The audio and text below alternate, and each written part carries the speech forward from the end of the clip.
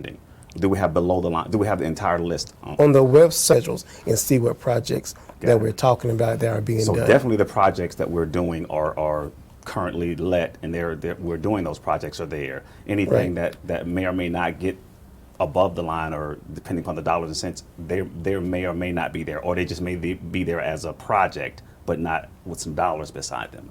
Am I correct? Okay. Correct. Okay. So we're good. Wow. Well, guys, these are the experts. I'm just here trying to set policies that would hopefully work and help those that here in Douglas County enjoy their splost dollars. Special purpose local option sales tax is what it's all about. I want to say thank you to you guys for, allotting this time to share with the general public about where their splost dollars is being spent. And thank you as a viewing audience of District Dialogue for hanging out with us and just understanding. If you need additional information, David, where we can go on which site? They can go to www.2016splos.com, and they also could get to it through Celebrate Douglas. Right. Go there and get all the details that you can ever believe of finding. Yes. On all the projects and where we are with the projects. And you can also, go to each district commissioner's site, and you can see specifically in each district what's going on. Thank you again. Our emails are on there as well. Got it. So therefore, there's certain things you have certain questions about, whether it's communications, you can contact myself, or whether if you have anything about Splash, you can actually contact the team that can get back to you and say, good stuff. But this is what's coming up. So therefore, there's always a way of getting information, no matter what your level of getting to the internet is. There's always a way to reach out, whether it's through your local church or whether through your spiritual organization. We make sure we try to send things out to every place. So there's always a way for someone. There's leaflets, flyers, there's tons of stuff that's out there. The internet is all out there. So you guys got to come up underneath the rock and go and get it and deal with it. Thank you guys again. I appreciate your time, and I appreciate you guys sharing all the details about the 4 major projects that we got going on here in Douglas County. And thank you for listening and tuning in. I'm Commissioner Mitchell, and this has been District Dialogue. Thank you again.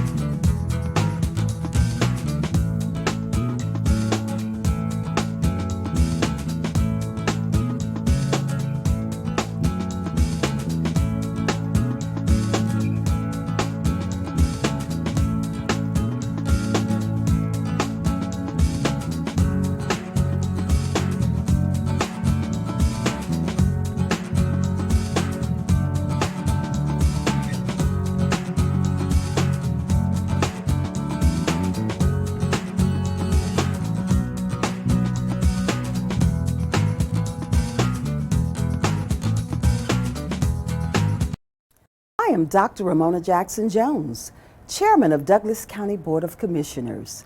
It is my pleasure to welcome you to Clearly, our show on DCTV 23 that has the purpose of bringing information to you about county departments, programs, and people.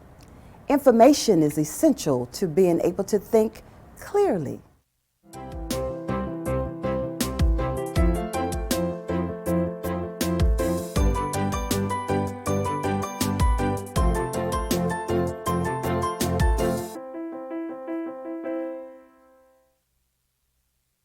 For this episode of Clearly, I would like to highlight the internship program for the Douglas County Board of Commissioners. It's a program I developed for the youth in Douglas County to learn how local government is run. Joining us today is my intern, Gabriela Castro, and her parents, Mr. and Mrs. Jose and Janet Castro. Thank you for joining me today. Oh, thanks for having us. Thanks for having us. Wow, it's so exciting for y'all to be here. As you know, Gabriela is my intern, and I chose her based on some things that I read on her resume academically, and also just some things that she's done in her lifetime. She's rather young, but she's done quite a bit, and I was quite impressed. So that's why I selected you to be my intern. You have inspired so many of us in the organization, believe it or not, especially the judicial side, because you've had an opportunity to rotate in various areas, and we'll talk about those in a minute. But can you just tell me a little bit about yourself, Gabriela, and just tell the public about yourself here in Douglas County? I'm so excited to have you as my intern. Yeah, so my name is Gabriela. I just graduated from Gonzaga University in Washington State. There I studied political science and philosophy, within philosophy concentrated in ethics. But I mean, all along government has been really an interest of mine, a passion of mine. All through high school I debated public policy, public forum, did various debates that propelled that interest, and yeah, I'm so lucky to be here, to have this opportunity. It's very exciting. Question for you. How has your experience been so far? Have you enjoyed yourself, and can you tell us a little bit about some of the various areas you've transitioned through since you've been here in a month or so? Tell me a little bit about it. It's been amazing, honestly. An experience that I couldn't have even imagined as far as exposure to different areas. So the chairman has blessed me with the opportunity to engage in several different areas of the law. Because I will be attending law school soon. So I've been able to work in the, I started in the Solicitor General's office, Yes. So prosecuting misdemeanors. And then I moved over to the Public Defender's office, which was wonderful. And then lately I've been working with the District Attorney's office. So getting exposure to these different trial court levels and the different courtrooms, the judges, all that kind of stuff has been really fantastic. Wow. Would you recommend this experience for any other students coming behind you or some interns for the future? Yeah, absolutely. I think that the ability for the internship to be flexible is a really unique kind of characteristic. You don't get that everywhere. For example, maybe as you know, Justin, whose background is in finance, has been able to work in the finance sector, doing work for the future public census. And then Ruben, whose background is also in political science and hopes to be a politician one day, his focus, he worked with the Board of Elections, and so got to kind of work on an election that was happening in the county. So it's been really great as far as flexibility and exposure to different things. We also got to tour the jail, which was an interesting experience and enlightening, especially for me with my future in the legal field. Wow. Mr. and Mrs. Castro, I know you're very, very proud of Gabriela. She's just done a great job, and just everything she's done. I know she stands on the shoulders of mom and dad, so that's why I wanted you here, so you could help me tout how great your baby is and what she's going to do in her future endeavors. Mrs. Castro, tell me a little bit about Gabrielle as she was coming up, and what kind of child was she? Oh boy, she was a handful. We have two boys that are older than her, and they were super easy. You always had to stay on top of her, but She was a great student. She loved to read. I started reading to her when she was a baby, and she was reading at a really early age, and she loved to read, and I think that's really important in a kid growing up. She read so much that I would have to yell at her to put the book down and go outside and play because she would love to read. And when she was little, she started writing her own stories, and she loved to write. And she was just a great student. She loved school, which was really weird because I hated school. But she loved school. She would never miss a day of school. She could be sick as a dog, and she would want to go to school. And be there. Yep, and be there. And she was a really good student. Wow. And she loved to argue. And so we thought, and she loved to talk. So we thought she would be a good lawyer. Oh, yeah. And that's what she wanted to pursue. And here it is. And here it is. She's headed off to coming to Pepperdine. fruition. Dad, Mr. Jose Castro, tell me, well, first of all, thank you for your service. Oh, You're you're a welcome. veteran. Yes. Tell me a little bit about, I said, being a military father, I understand I'm a military former spouse, served 19 if it's 20 years in the Marine Corps, so I know with that comes structure. Tell me a little bit about how the rearing process for Gabriella and how she is becoming the young woman that she is today. Tell me, what did you do, your impact? So yeah, all of my kids benefited from a lot of tough love, a very strict household, and I'm proud of all my kids. Both my sons have been very successful as well, and I kind of feel like they kind of fell into line. They all had their separate personalities, and you had to deal with that each child differently. But really, we had family time. We were blessed with the ability to almost every night sit down to supper together. Yes, sir.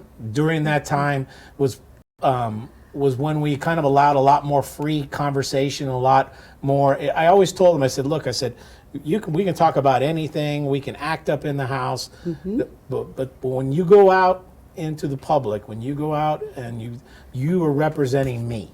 That's right. And you must act like that. And so we would have some fierce debates at the dinner table and get pretty rowdy.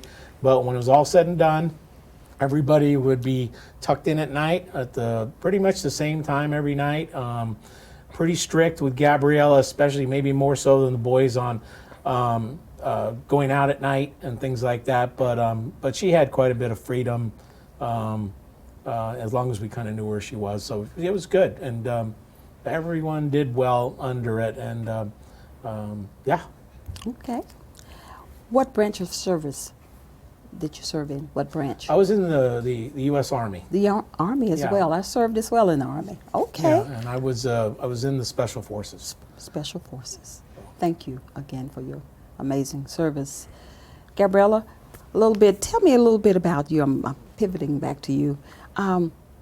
I know you've had a great experience so far, and tell me a little bit about your county government experience with the Board of Commissioners. You had an opportunity to sit in on work sessions and also our Board of Commissioner meetings. Can you just give me an idea of what you feel or how you feel about those meetings or your interpretation of what we're doing here in county government? Yeah, it's been really cool. So I had kind of a different experience when I worked for 5 months in Washington, D.C., doing kind of the federal side and the lobbying side with Congress through a corporate law and lobbying firm. And it's been really great to see kind of how that type of law is carried out at the local level.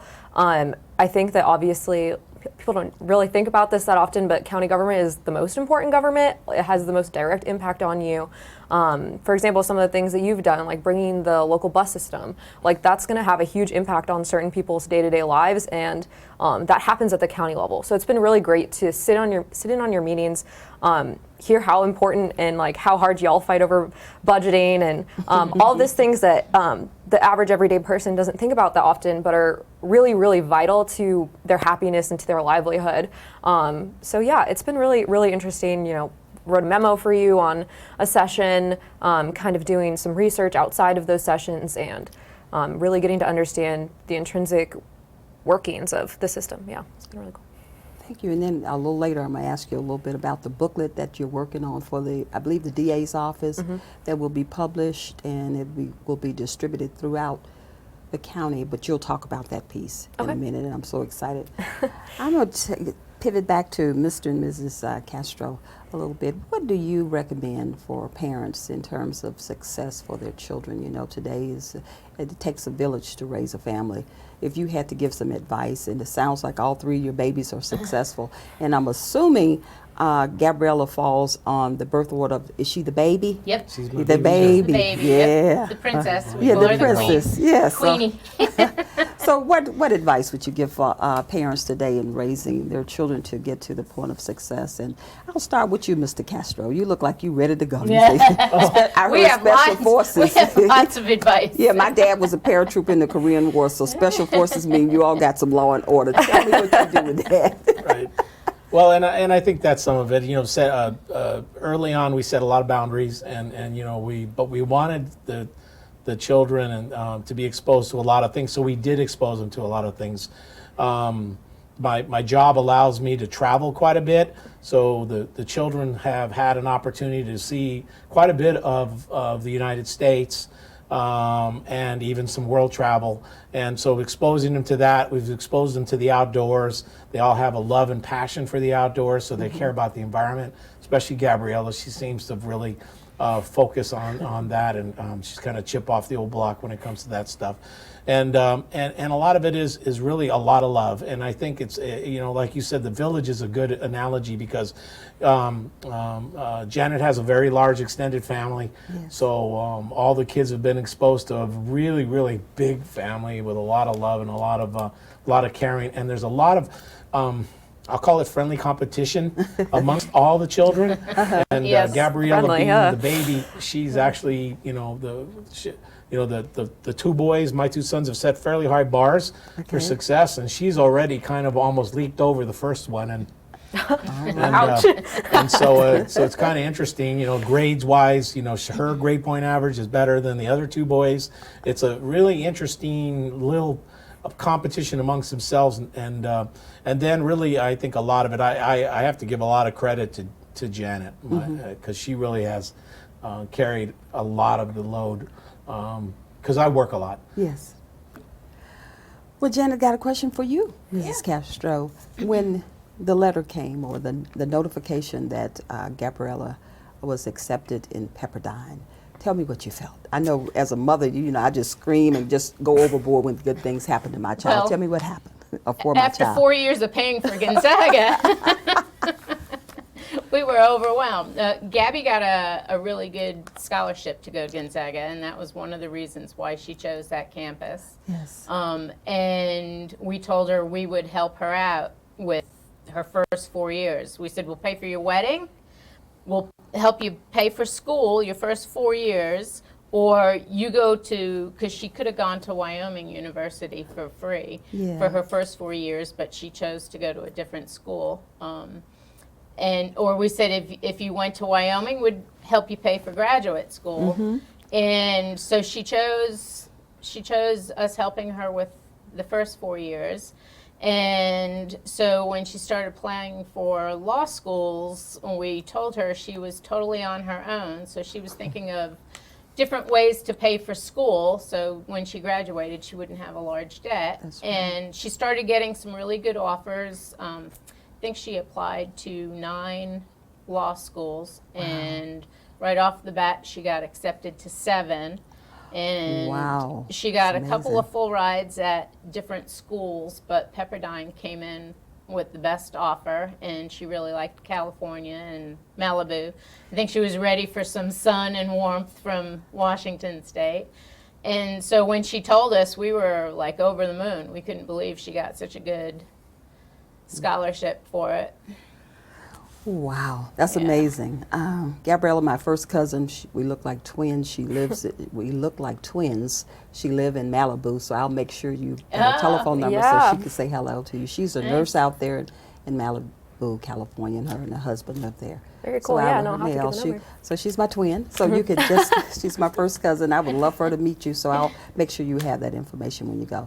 Now let's talk about the booklet that you're going to produce for the county, for under, I believe it's under the DA's office. A little, if you could just tell us about what you're doing. Yeah, so the pamphlet is technically brought by the Solicitor General and the DA, so the prosecutors in general, bringing forth this pamphlet on the accountability courts, as well as the record restoration and the pretrial diversion programs.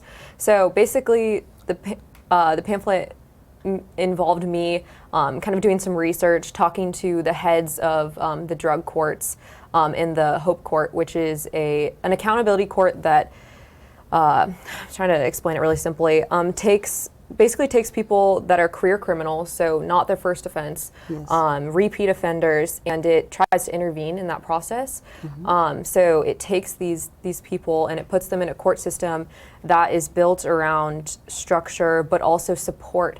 So getting them with a counselor, still probation, still being held accountable for their actions, but in a way that supports their growth and supports their getting better. And so this system, it's been great to research it because the recidivism rates of people within this program are ridiculously low. Like, you're talking about less than, like, over 90% of them do not reoffend. So it means it's keeping the streets safe. It's improving lives. It's benefiting the economy. It's benefiting the county because these people aren't in jail. So the list goes on of the benefits. But I've been able to do that research. Have some meetings with people, collect all that information, create graphs, create summary, and basically compile this pamphlet that will be distributable to the community. First of all, trying to get people into the program that should be in the program, as well as informing people of their options. If they already have been prosecuted. So, for example, if you is your first felony and you didn't apply for first offender status, but you met all of the requirements of your plea deal, you can come back and get that removed from your record, for example. So it's just an informational pamphlet targeted at the community. I've had the pleasure of getting to compile information. So. Okay, that's huge for the solicitor's office and the DA's office. Yeah. I've been touting your work, and I just wanted to make sure that the citizens of Douglas County know your contribution this Yes. summer, just in this small stint of time during your internship. So, we in our dialogues we have a debriefing every day for her intern. Some days we miss a few, but we sit down and chat about her experiences. And I believe you're experienced, and you said you love the public defendant's office. Can you tell me why and why you were just drawn to public defendants and why you would perhaps one day, I guess, pursue that avenue in your career?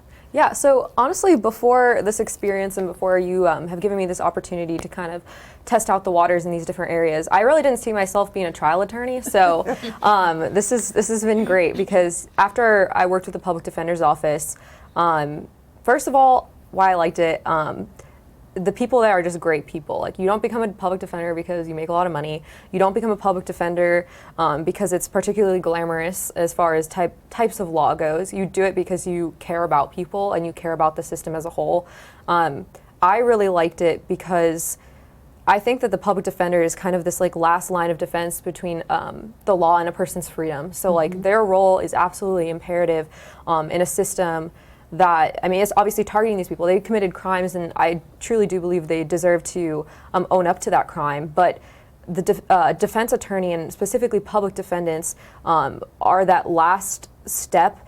They ensure that the system is being carried out correctly. They ensure that no one's rights are getting abridged within the process of prosecution. And everybody down there is so passionate about what they do, so passionate about giving people a second chance, about ensuring that if people are prosecuted, it's for a reason and it's going to benefit society and not harm society in the long run. So I feel really passionately about their passion.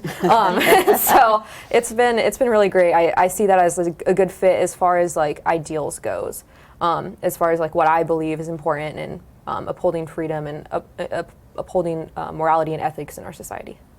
Wow, and I know that there'll be, just to hear, I'm quite sure if the public defendants are looking, they're like, wow, because, of course, we're always looking for good public defendants in this country. So thank you for sharing your passion regarding that particular, should I say, portion of the judicial system. Certainly, the purpose of this meeting, or should I say gathering, is just to express how in love I am with the idea of giving interns and our youth in this county a chance, other than just for the summer, just to sit around and do nothing. I think every student should be engaged to focus on whatever their dream is. And with the baby boomers, as we prepare to go to the beach, I'm trying to get you all ready, trying to get you ready.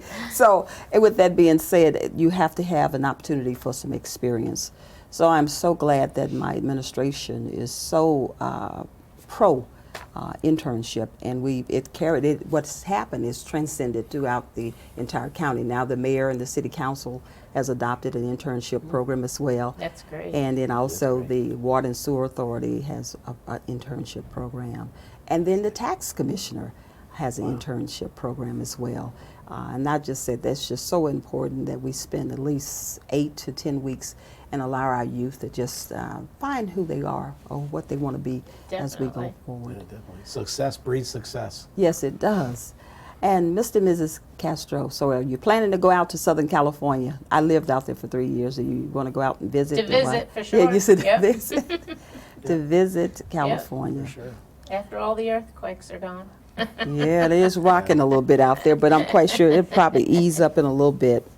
Tell us how important it is to, if you could just give advice to parents that are watching now on raising a daughter or son to take advantages and for opportunities and to apply themselves for those opportunities. Oh, How definitely. important, and either one you that want to speak. It's really important. First of all, I think if you're really engaged with your child's life from school, from early age school, and be really active with them and always check, hey, did you finish your homework? Did you finish your homework? Is probably the most important question you can ask your child.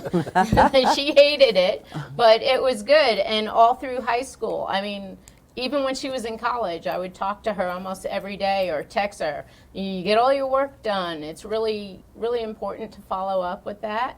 And I think you really need to be engaged with what they're doing and keep an eye on them. They say they're adults, but they're really not, and they need to be watched. Every year in high school, they would volunteer to judge at our high school debate tournament, and they would sit and listen to like 4 hours of speeches that were probably not very interesting to them. So yeah, I mean, they were really supportive.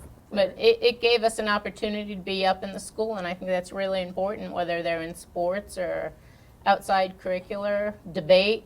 We used to go, when we lived in Montana, we would drive the closest school, like we would play football teams that were 8, 9, 12 hours away. And so to go that far just for a 2-hour football game, and Gabriella did speech and debate and choir, and we would go, you know, every opportunity we got, we would go to her debate or to her choir. And I think it's really important that you're engaged. Let your child know that that you're interested in what they're doing. And every time an opportunity comes up, bring it up, talk about it. And, you know, you never know what your kid's going to get into. You know, what one child likes, the other child may not. That's what I was going to say. I was going to say expose them if they even say, hey, you know what? I kind of like the piano. You know, go ahead and let them chase that for a little while. Yeah. And Gabriella has an amazing singing voice. I mean, she is like unbelievable. Yeah. And she was, you know, national choir stuff, and she's done all kinds of things. And she was on Gonzaga's choir, which was amazing. So you never know what they're going to be really good at. Both my sons were excellent athletes. So that was kind of their thing. So. Yeah. So anyway, I'd say just whatever they find some passion in, try to expose them to everything. And I do think that there's a connection between music and math. I'm not sure what it is, but I know there's some research around it. But I would say, seems like if people can learn how to play a musical instrument of some kind, it helps them with math. And I don't know if it clicks your brain. I don't know. And That's math is one. You were good at math until you decided you didn't want to be good at math anymore. Yeah, I guess that's true. Yeah, that's the truth. So music and math. Music and math. Okay. Well, This has been a great interview, and I am just so honored again for you being my intern, and so excited about your transition to Pepperdine. You're getting ready to go into one of the top law colleges in the United States, and that's nothing to sneeze at. So wanted to make sure we tout and everybody, when I walk through the building, they say, wow, you got a Pepperdine student. They're just so excited. So you're the popular person now, not me. I'm going, okay, sure. Yeah, so they're so happy for you. And a lot of people and a lot of, should I say from the judicial side, would like to just sit down and chat with you. So I encourage you, as your last couple of weeks here, to make sure. I also, you ask one thing, then I'm gonna make sure it happened for you. You wanted to spend time with our attorney here for the Board of Commissioners attorney, which is Ken Bernard, and you want to know a little more about government law, right? I guess right up front, because you're going to be sitting up front. We're going to actually see if we can carve out some time for you to go to his office and spend a day or two in his office, so you can see exactly what county government is up close, you know, so you can be up close and personal with it. Well, that's the end of my interview for you. Anything else you would like to say or add to this conversation, Gabrielle? Yeah, Gabriella? I think that I just really need to thank you for the opportunity you've given me and your mentorship. It's been fantastic, like better than I could put words to almost. So thank you very much. Thank I'm you. very appreciative. We appreciate it too. You made her summer very enjoyable. A fun summer, right? Yeah. You know how much I Thank love you. to learn, right, Mom? Thank you again. Oh, Yeah. you Pleasure was- meeting you. And Gabriella speaks highly of you about the amazing things you've done, and it's great to have a female role model Yeah, out there. that's really important. That's really important nowadays. Girl power. Girl power. Yes. Thank you so much. Thank you for joining this episode of Clearly. I'll see you next month.